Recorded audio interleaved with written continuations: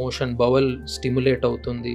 కొందరికైతే urgency అంటే ఇమీడియట్గా వాళ్ళు వాష్రూమ్ యూజ్ చేసుకోవాల్సిన అవసరం ఉంటుంది. సో ఇది ఒక రకమైన కడుపులో కానీ, ఎందుకంటే మనం తినగానే ఫస్ట్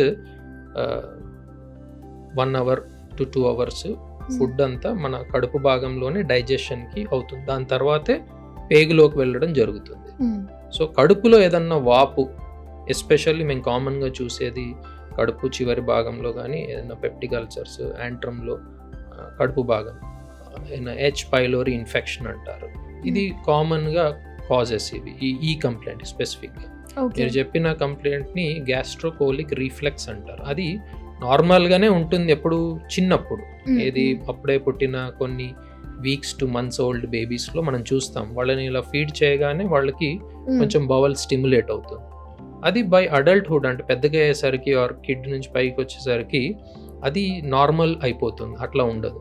బట్ ఎప్పుడైతే అది అలా ఉంటుంది అంటే డెఫినెట్లీ మనం కడుపులో ఏమన్నా వాపు ఉందా, కడుపు కానీ చిన్న పేగులో ఏమన్నా కండిషన్ ఉందా, ఎందుకు అని మనం గ్యాస్ట్రోఎంట్రాలజిస్ట్ సలహా తీసుకోవడం అన్నది బెటర్.